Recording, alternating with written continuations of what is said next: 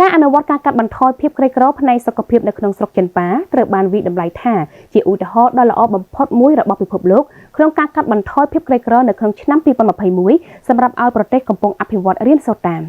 គន្លឹះនៅក្នុងការកាត់បន្ថយភាពក្រីក្រគឺជួយដល់ប្រជាជនពួកយើងសុទ្ធតែយល់អំពីពាក្យមួយម៉ាត់នេះមានពាក្យមួយម៉ាត់ទៀតដែលចាក់ឫសជ្រៅនៅក្នុងបេះដូងរបស់ប្រជាជនចិនគឺកិច្ចខិតខំប្រឹងប្រែងចាប់ផ្ដើមពីក្មេងៗការផ្លាស់ប្ដូរជោគវាសនារបស់កុមារនៅក្នុងតំបន់ក្រីក្រតាមរយៈចំណេះដឹងនោះគឺជីវិតគ្រួសារនៅក្មេងៗចំនួនក្រោយអាចផ្លាស់ប្ដូរបានជារៀងរហូតមានអិសរាជជនម្នាក់ដែលល្បីល្បាញខ្លាំងនៅក្នុងប្រទេសចិនគាត់គឺចាងគួយមីជាង10ឆ្នាំមកនេះគឺគាត់បានបើកសាលារៀនដោយឥតគិតថ្លៃមួយដោយជ្រើសរើសក្មេងស្រីមកពីគ្រួសារក្រីក្រគាត់ចាត់ទុកសិស្សទាំងអស់នោះគឺជាកូនខ្លួនឯងក្មេងៗទាំងនេះក៏ចាត់ទុកគាត់ជាម្ដាយរបស់ពួកគេដែរព្រោះតែអ្នកម្ដាយចាងគឺជាអ្នកផ្លាស់ប្ដូរជោគវាសនារបស់ពួកគេពួកយើងនឹងទៅជួបអ្នកម៉ែចាងដែលជាជនសាមញ្ញតែមានចិត្តសប្បុរស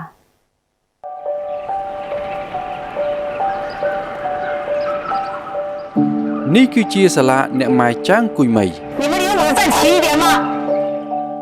នៅទីនេះគឺជាទីកន្លែងដ៏ល្អបំផុតទីនេះធ្លាប់ជាទីកន្លែងក្រីក្របំផុតមួយនៅក្នុងប្រទេសចិនកុមារជាច្រើនគឺមិនបានរៀនសូត្រទេជាពិសេសគឺក្មេងស្រីទាំងនេះតែងតែក្លាយជាឧបករណ៍បម្រើផលប្រយោជន៍ដោយសារតែក្រគ្មានលទ្ធភាពរៀនសូត្រដូច្នេះមួយជីវិតពួកគេត្រូវលិចលង់នៅលើភ្នំភាពចៃដន្យមួយបានកើតឡើងចាងគួយមីបានមកដល់ទីនេះពេលគាត់បានឃើញក្មេងស្រីទាំងនេះធ្វើឲ្យគាត់អាណិតខ្លាំងណាស់គាត់ក៏បានសម្រេចចិត្តស្នាក់នៅគាត់ដើរមើលជុំវិញរៃអង្គាសប្រាក់មកសាងសង់សាលាមិនបង់ថ្លៃសិក្សា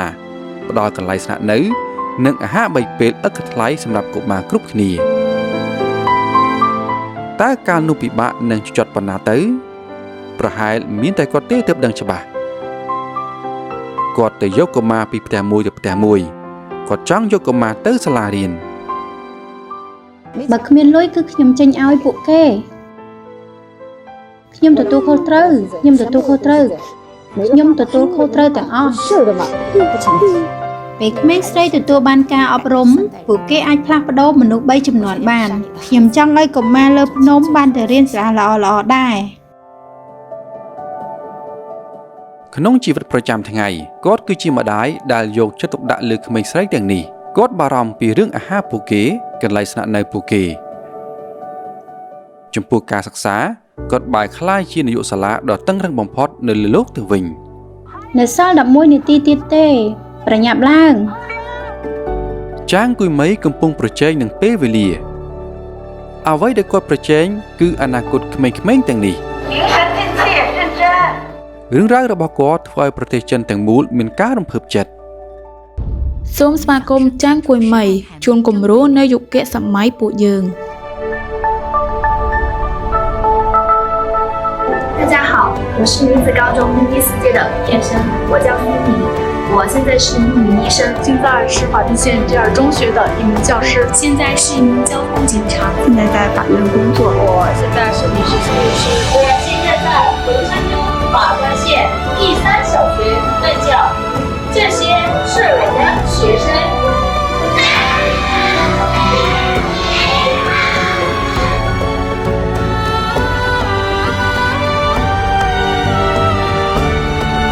គ្រូពេទ្យដែលនៅក្នុងវីដេអូប៉ូលីសស្រីគ្រូបង្រៀនសុទ្ធតែជាកូននិងសិស្សរបស់អ្នកម៉ែចាងជាង10ឆ្នាំមកនេះគឺគាត់បានជួយដល់ក្មេងស្រីនៅលើភ្នំរាប់ពាន់នាក់ឲ្យរស់នៅល្អប្រសើរបានចាក់ចេញពីភាពក្រីក្រ